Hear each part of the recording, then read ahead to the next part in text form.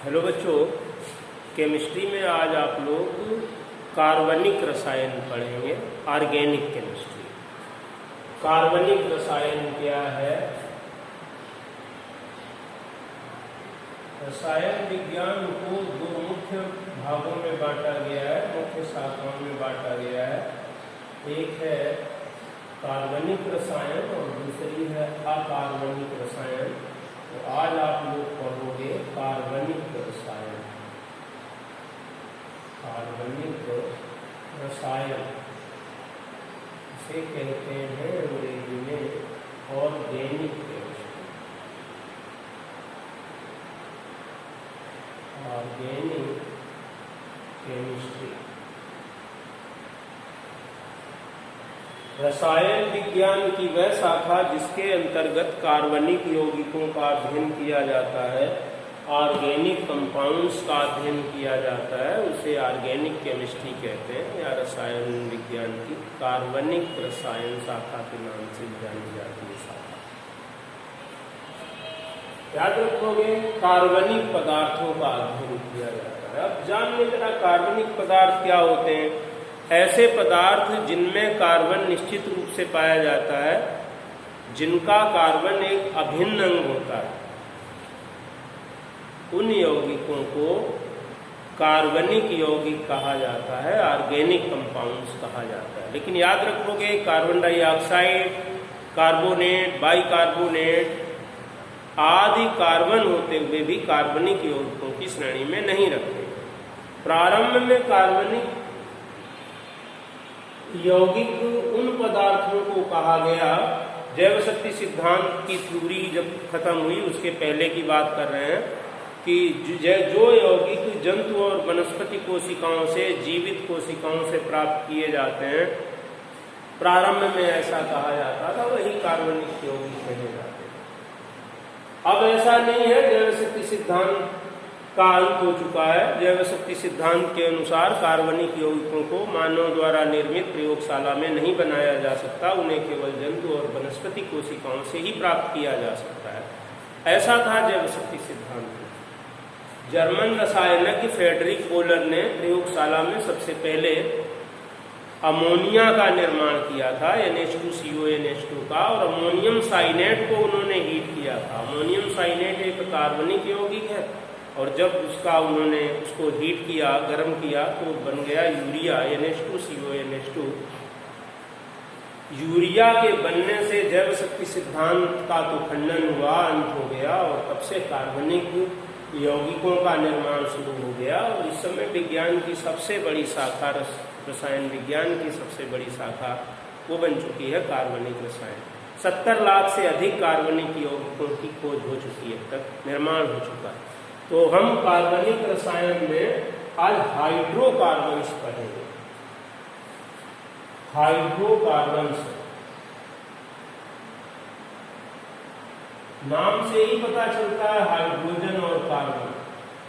Hydrocarbon वे यौगिक जो carbon और हाइड्रोजन से मिलकर बने होते हैं, हाइड्रोकार्बन कहलाते हैं। याद रखो, कोई पूछे हाइड्रोकार्बन क्या होते हैं, तो जवाब है वे यौगिक या वे कार्बनिक यौगिक जो कार्बन और हाइड्रोजन से मिलकर बने होते हैं, हाइड्रोकार्बन कहलाते हैं।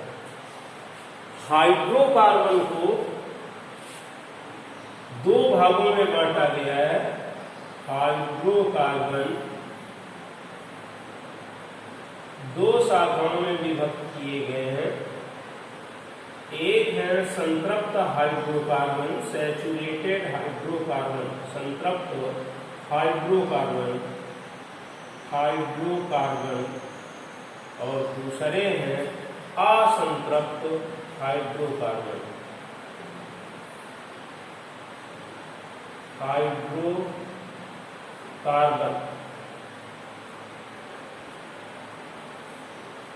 सैचुरेटेड हाइड्रोकार्बन और अनसैचुरेटेड हाइड्रोकार्बन।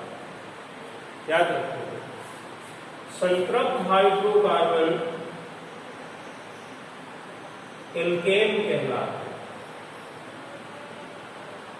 एल्केन। और अगर कोई पूछता है कि असंतृप्त हाइड्रोकार्बन क्या है, कैसे जानते हैं आप? तो जिन यौगिकों में कार्बन परमाणुओं की संयोजकताएं एकल बंधों से संतुष्ट होती हैं, कार्बन की संयोजकताएं सिंगल बॉन्ड से सेटिस्फाई हो जाती हैं, उन यौगिकों को संतृप्त हाइड्रोकार्बन कहा जाता है, इन्हें एल्केन कहा जाता है। एल्केनों का सामान्य सूत्र याद रखेंगे, CnH2n +2 होता है और कार्बन कार्बन के बीच में सिंगल बॉन्ड होता है, एकल बंध पाया। असंतृप्त हाइड्रोकार्बन क्या होते हैं? ऐसे हाइड्रोकार्बन जिनमें कार्बन की संयोजकताएं एकल बंधों से संतुष्ट नहीं होती। कार्बन परमाणु की संयोजकताएं एकल बंधों से संतुष्ट नहीं होती हैं, अर्थात द्विबंध या त्रिबंध से संतुष्ट होती हैं। कार्बन कार्बन के बीच डबल बॉन्ड लगता है या ट्रिपल बॉन्ड लगता है, ऐसे यौगिक असंतृप्त हाइड्रोकार्बन कहलाते हैं। और असंतृप्त हाइड्रोकार्बन दो श्रेणियों में विभक्त हैं, एल्कीन और दूसरी श्रेणी का नाम है एल्काइल।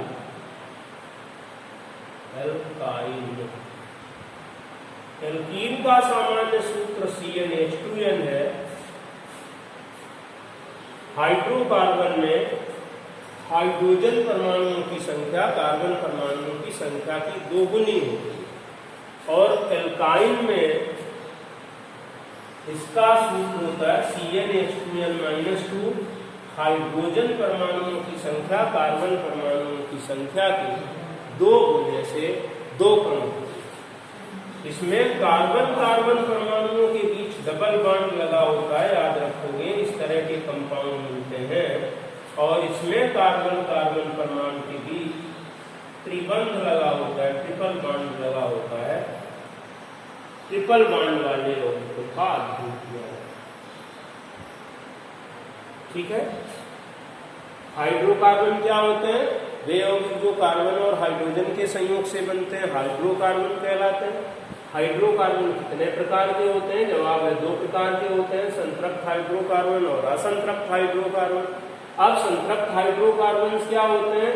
वे हाइड्रोकार्बन जिनमें कार्बन परमाणु की चारों संयोजकताएं एकल बंधों से संतुष्ट होती हैं, अर्थात कार्बन कार्बन के बीच सिंगल बॉन्ड पाया जाता है, एकल बंध पाया जाता है, संतृप्त हाइड्रोकार्बन कहलाते हैं। इन्हें एल्केन भी कहा जाता है। इनका सामान्य सूत्र CnH2n+2 है। हाइड्रोजन परमाणुओं की संख्या कार्बन परमाणुओं की संख्या के 2 गुने से 2 अधिक होती है। अब असंतृप्त हाइड्रोकार्बन क्या होते हैं? वे हाइड्रोकार्बन जिनमें कार्बन परमाणुओं की संयोजकताएं एकल बंधों से संतुष्ट नहीं होती हैं, मीन्स द्विबंध या त्रिबंध से संतुष्ट होती हैं, उन्हें अनसैचुरेटेड हाइड्रोकार्बन या असंतृप्त हाइड्रोकार्बन कहते हैं। असंतृप्त हाइड्रोकार्बन 2 श्रेणियों में विभक्त किए गए। एक श्रेणी का नाम एल्कीन है। एल्कीन क्या होता है? जब कार्बन परमाणु की संयोजकताएं द्विबंध से संतुष्ट होती हैं, 2 कार्बन परमाणुओं के बीच एक द्विबंध पाया जाता है, एल्कीन श्रेणी के सदस्य मिलते हैं, एल्कीन श्रेणी के यौगिक बनते हैं। और इसका सूत्र CnH2n है, यानी हाइड्रोजन परमाणुओं की संख्या कार्बन परमाणुओं की संख्या की ठीक 2 गुनी होती है।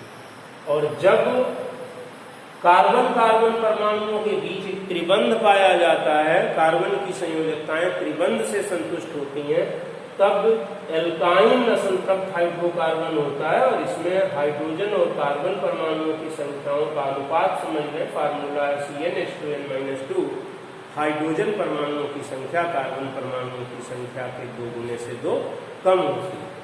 अब नेक्स्ट टर्न पे आप लोग संतृप्त हाइड्रोकार्बन में एल्केन श्रेणी के यौगिकों के नाम सीखें।